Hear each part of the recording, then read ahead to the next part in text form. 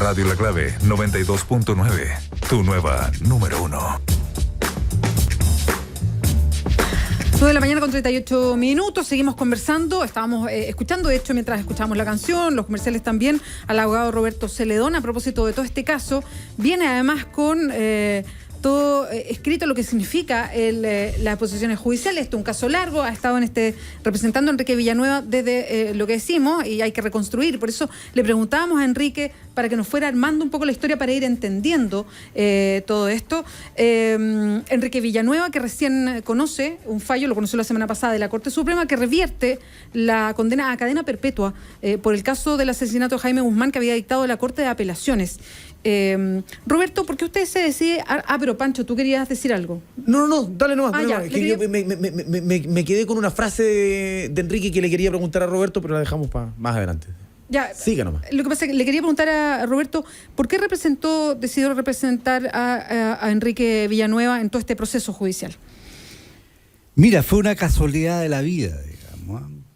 Yo estaba no sé, podría haber sido el 30 de septiembre, creo que a él, del 2010, en el 36º juzgado del crimen, viendo una causa, digamos, y repentinamente ingresa a la sala unos gendarmes y un señor con esta cosa amarilla de imputado, encadenado.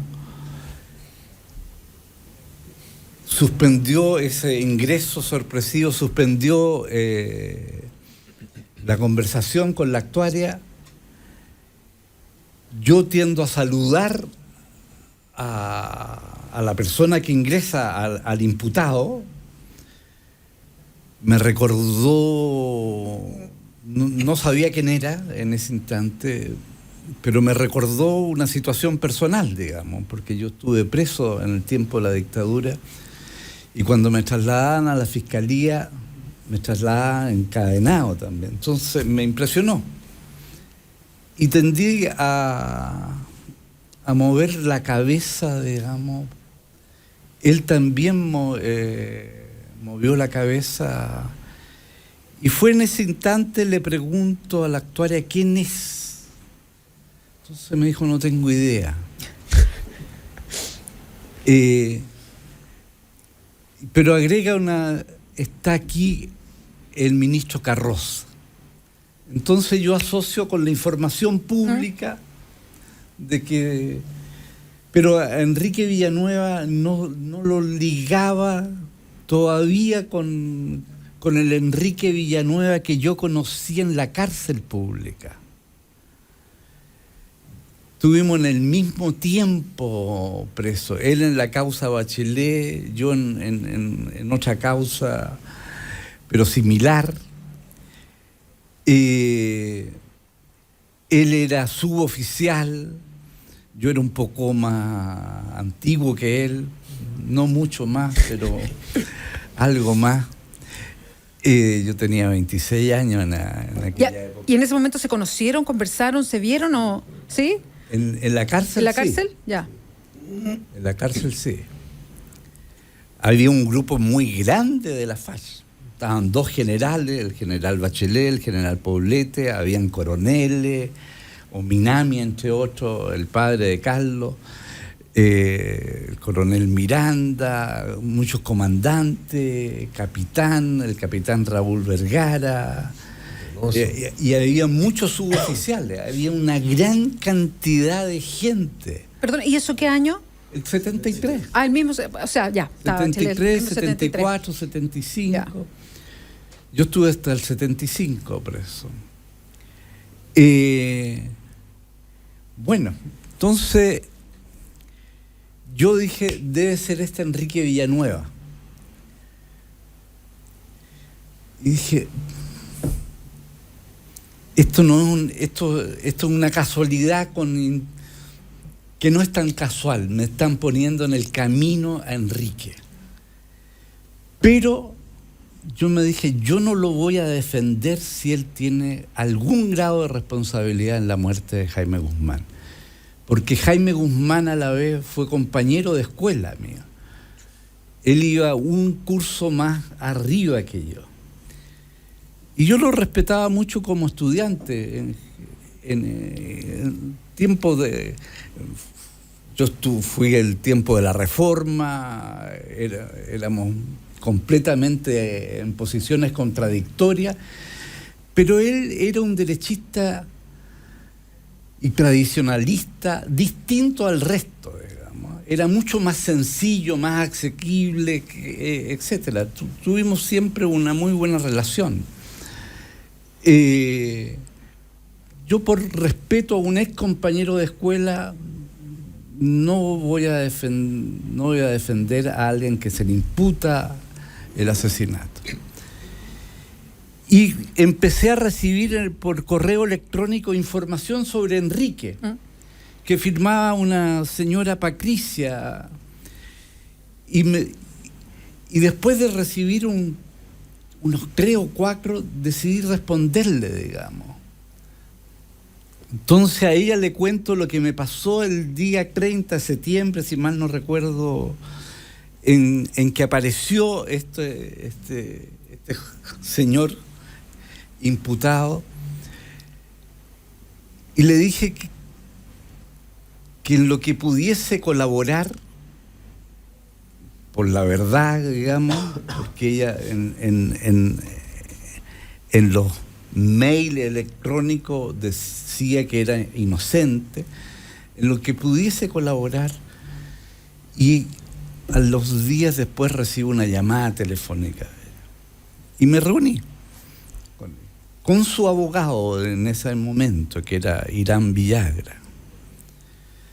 Entonces yo le dije: mira, te tengo que decir algo desde el principio. Si Enrique tiene un grado de responsabilidad en la muerte de Jaime Guzmán, que ocurrió además al frente de mi casa, yo no lo voy a defender. Si es inocente, estoy dispuesto a cooperar. Y así comenzó la relación. Después fui a ver a Enrique, que estaba en la cárcel. Después Irán Villagra dejó el caso.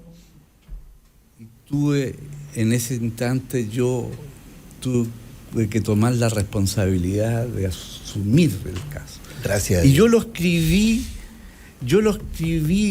cuando asumí el caso, le digo a las jueces y a las otras partes por escrito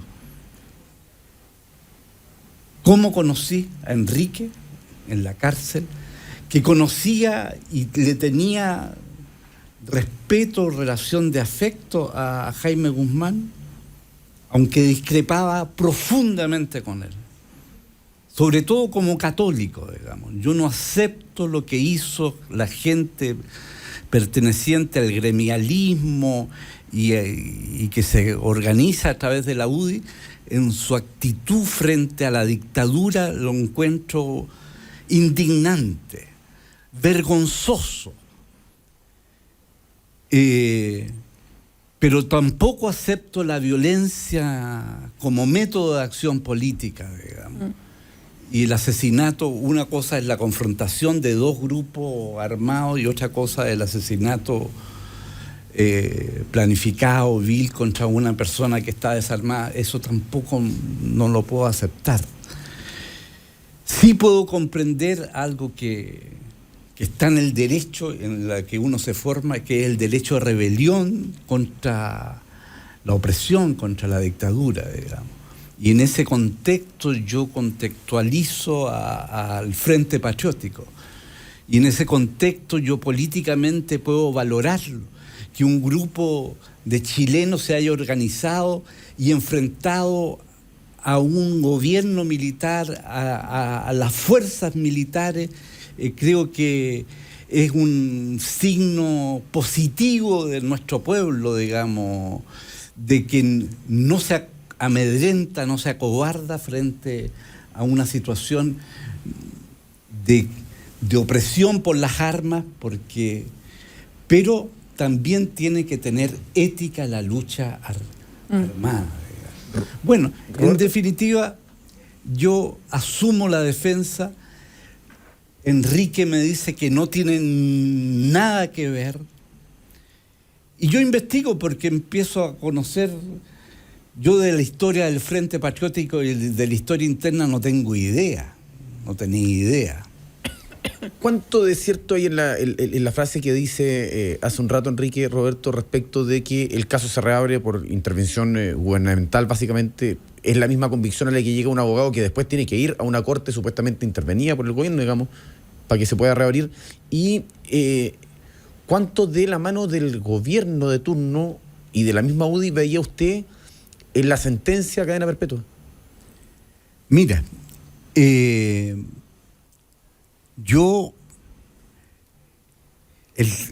la causa tiene más de 20 tomos, digamos. Entonces, el ministro Carroza, efectivamente, el 1 de septiembre del 2010, aparece en Chilevisión una entrevista hecha por 2 periodistas en la cárcel de Brasil. Sao Paulo, sí. De acuerdo. A Mauricio Hernández Norambuena. El 2 en la madrugada, esto fue en la noche del 11, el 2 de septiembre, el ministro Carroza dicta una orden de arraigo contra Enrique. Y lo manda a citar. Enrique vivía en Concón, ¿ya? Y se le interroga exactamente hacia fines de septiembre. El 27 o 28 de septiembre se le cita, se le mantiene detenido, está autorizado por la ley hasta 5 días, y el 30 lo procesa, ¿ya? Sobre la base de la declaración de Norambuena. Es el principal antecedente en que dice: este señor formaba parte de la dirección del Frente cuando se acuerda. ¿Y ustedes, perdón, hacen el link Chilevisión Piñera inmediatamente? No. Lo hice después, digamos. El ministro procesa solo habiendo escuchado la entrevista, pero la entrevista tenía la matriz. La entrevista habrá sido 30, 40 minutos, no sé cuánto, pero las matriz eran muchísimo más largas. Claro. Y solo meses después se obtiene el descaseteo de la grabación completa. La grabación no editada. completa, escrita, ya, hecha por investigaciones. Y en esa descaseteo, que no estaba en el programa, ¿ya? No está en el programa que se dio el grabado, en el fondo, septiembre, la grabación completa de la entrevista, que era un programa editado. En esa aparecía preguntado por los periodistas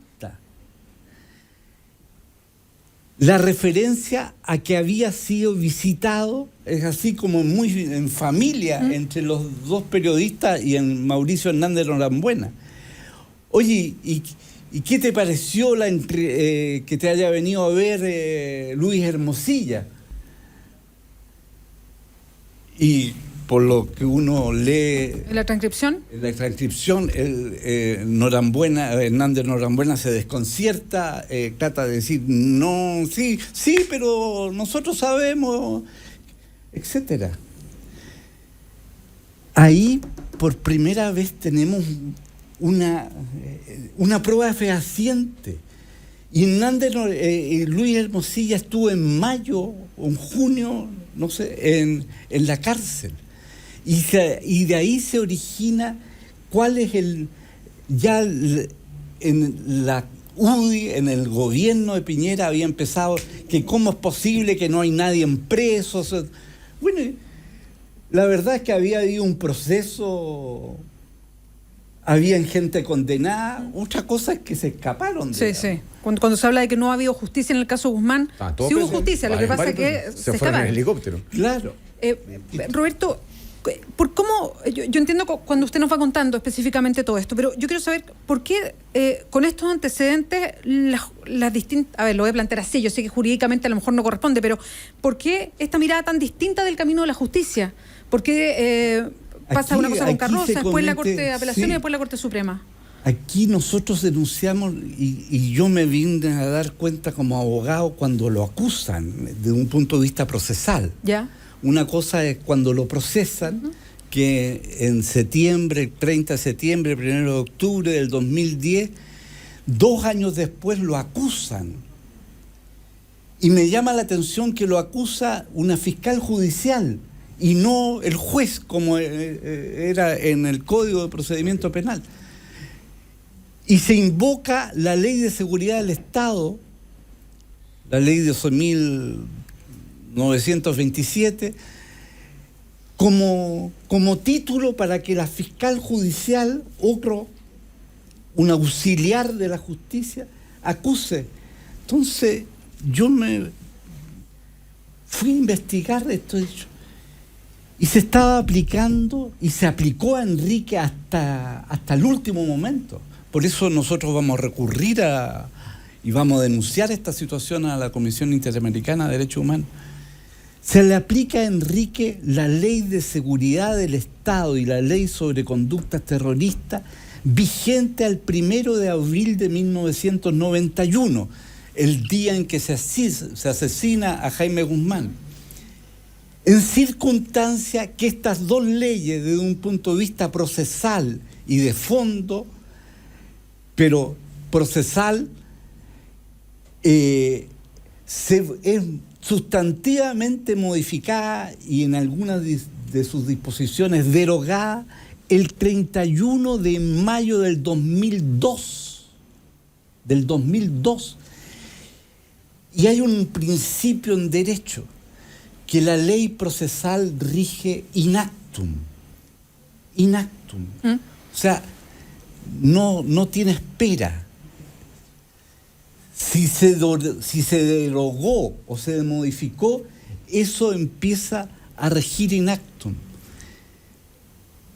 Y a él se le procesa al 2010 y todo el proceso que sigue el ministro Carroza y en segunda instancia es sobre una base de leyes derogadas de un punto de vista penal, de fondo y adjetivo, como dicen los abogados, que son las leyes procedimentales. Y por eso es que la Corte Suprema además es tan dura con la resolución de la Corte de Apelaciones. Exactamente.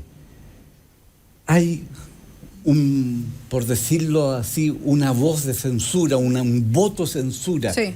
Porque nunca, a pesar de que nosotros inmediatamente cuando nos dimos cuenta que estaban aplicando una ley derogada, leyes procesales, mire, es tan brutal la ley 12.927 vigente al 1 de abril de 1991, que al perseguido, al imputado, los jueces está autorizado para apreciar la prueba en conciencia, para fallar en conciencia, y se le impide ejercer el recurso de casación. O sea, desde ya no podíamos llegar a la Corte Suprema. Aprecian la prueba en conciencia, fallan en conciencia y no tienes derecho a casación. Entre otras limitaciones, digamos. Perdón, Roberto. Entonces, ellos hacían lo que querían. ¿Y por qué? ¿Cuál es la explicación que ustedes se dan a que la Corte de Apelaciones haya tomado esa decisión y de esa manera? Entonces, el ministro Carroza, que llevó el proceso en primera instancia,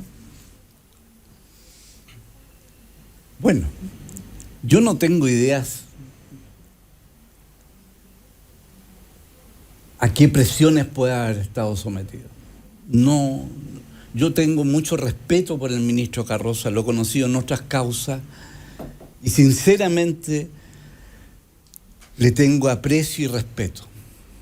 Pero sobre esta causa, desde el principio le he señalado que tengo serias discrepancias con la... Roberto y Enrique, es que estamos casi terminando la entrevista, pero ha estado interesante para conocer el desarrollo. Lo que pasa es que la Corte Suprema, modificó lo que dijo la Corte de Apelaciones. El voto de la Corte Suprema, yo creo que una síntesis final. Ya. El voto de la Corte Suprema, la sentencia de la Corte Suprema es de 22 de enero del 2016, del viernes pasado. Tiene 28 páginas. 28 páginas. Las 12 primeras se refiere exclusivamente al recurso de queja que nosotros presentamos. Recurso de queja que es acogido unánimemente por la sala. Y que revoca en definitiva la sentencia dictada por el ministro Juan Cristóbal Mera de la Corte de Apelaciones, que de 5 años de condena, que nosotros también siempre consideramos injusta, la eleva a presidio perpetuo. Sí. La eleva procesalmente en 4 grados más de la escala de pena que contiene nuestro Código Penal. Y sobre la base de no acoger, de revocar la aplicación que hace el ministro Carroza, nosotros nunca invocamos esto, lo hizo el ministro Carroza, de aplicar el beneficio que se llama de media prescripción. Pasado más de la mitad del tiempo sin que se haya, del tiempo de prescripción, sin que se haya perseguido la responsabilidad, y después, si después se le persigue, al imputado se le aplica este beneficio de la media prescripción. Bueno, que le permite rebaja de condena. Nosotros nunca le invocamos. Nunca invocamos la media prescripción. Porque siempre dijimos que es inocente, que no tiene participación. Bueno, el ministro Juan Cristóbal Mera dice que no procede la aplicación de la media prescripción y la eleva en 4 grados. La Corte Suprema, en las primeras 12 páginas de esta sentencia de 22 de enero del 2016, unánimemente le dice: procede. Usted cometió un abuso y arbitrariedad al desconocer la aplicación de este beneficio que es para todos. Incluso el presidente de la Corte Suprema, el ministro y el notable ministro Hugo Dólmez, le otorga este beneficio incluso a los violadores de derechos humanos, digamos. No lo desconoce, etcétera. Bueno, pero de las 12 a la 28, 16 páginas, contiene un voto de prevención, de 2 ministros, del ministro Hugo Dólmez y del ministro Milton Juica, en que analizan toda la prueba sobre la cual se basa la condena en primera instancia de Enrique Villanueva. Él analiza el considerando 20 de la sentencia del ministro Carroza y los 28 presunciones que describe el ministro Carroza en su condena. Y los ministros Juica, que es el redactor de este voto de prevención, y el ministro Dólmez analizan todas estas 28 elementos que le permiten presumir la participación. Y dice, no tiene nada que ver. No hay en las 28, solo el tema de Hernández Norambuena es el único que le inculpan. Y en el contexto que se produce, no hay ninguna imputación de participación de él directamente. Bueno, yo quizás... Roberto, lo que pasa es que estamos terminando la entrevista, no nos podemos alargar mucho más, pero entendemos que es súper destacable, porque además Milton Juica y Hugo Dolmetsch, en este voto, ellos lo que señalan es que debería estar absuelto. Es de una seriedad de actriz. Si ustedes me permiten, leo un solo párrafo. Bien, leamos el párrafo.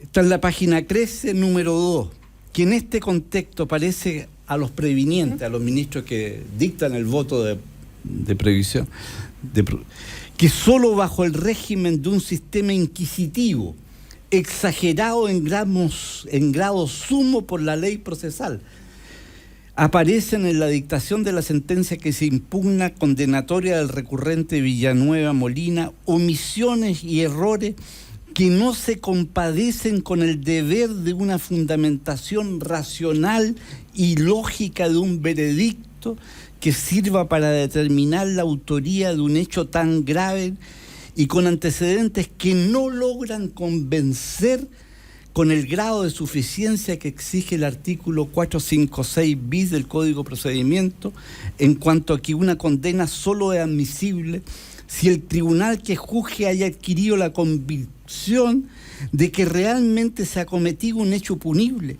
y que en él ha correspondido al procesado una participación culpable y penada, aun cuando la ley especial permita la apreciación de la prueba y la fundamentación condenatoria en conciencia, puesto que dicha liberalidad no puede alcanzar jamás la arbitrariedad o la sin razón como justificación de una imputación penal. Esta es una frase y un concepto de una profundidad tremenda. Aquí se condenó, estaba condenado, por eso quiero decir, y con esto termino, si al señor Apablaza lo extraditan y le aplican esta ley procesal derogada, violando el principio de irretroactividad de la ley penal, con esa ilegalidad profunda, violatoria de los derechos humanos, el señor Apablaza lo vienen a secar en la cárcel en Chile. Está condenado de antemano, no va a tener derecho a un debido proceso. Si tiene responsabilidad, yo no lo sé, yo podría expresar todos los antecedentes que conozco del proceso, pero no se puede aplicar, no se puede hacer lo que se le hizo a Enrique Villanueva, aplicarle un sistema inquisitivo exagerado en grado sumo por la ley procesal, donde la liberalidad alcanza el grado de arbitrariedad y sin razón como justificación de una imputación penal.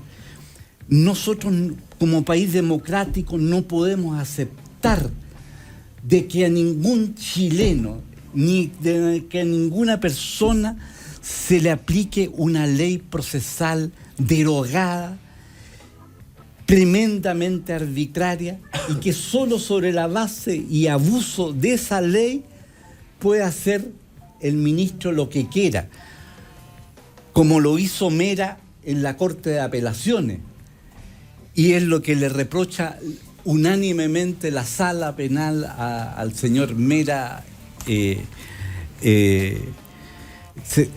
Bueno, yo quiero decirle, yo tengo la convicción, no por afecto ni por amistad, porque tenía tanto afecto y tanta amistad como la que tenía con Enrique, la tuve en mis tiempos de estudiante con el señor Jaime Guzmán. Tengo la plena convicción de que Enrique Villanueva es absolutamente inocente y por eso Vamos a denunciar las arbitrariedades cometidas ante la Comisión Interamericana de Derechos Humanos para que por ella, si es que es necesario, se llegue a la Corte Interamericana, porque no puede en un país democrático aplicarse leyes derogadas.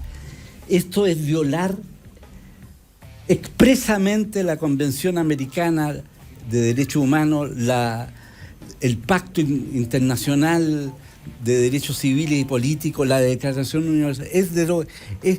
Yo no me explico cómo el gobierno de la presidenta Bachelet se permite estos lujos, digamos. ¿Cómo no reacciona el Ministerio de Relaciones Exteriores? Enrique, es que estamos terminando ya la entrevista, estamos súper pasados con el tiempo, pero quedó claro el punto, Roberto. Le queremos agradecer mucho que nos hayan acompañado los dos. No, que se apasionó, Roberto, sí lo vimos ahí a propósito de lo que dice el fallo, lo tenemos clarito. Bueno, muchas gracias a los dos, no será la última vez que conversemos, sobre todo si es que se acude a la Corte Internacional. Muchas gracias por acompañarnos, Enrique, contarnos de este proceso. Roberto, muchas gracias por poner el marco legal también de lo que sucedió en este caso que afectó a Enrique Villanueva. Muchas gracias a los dos. Gracias por invitarnos. Nosotros rápido una pausa, ya viene el panel. Quédate con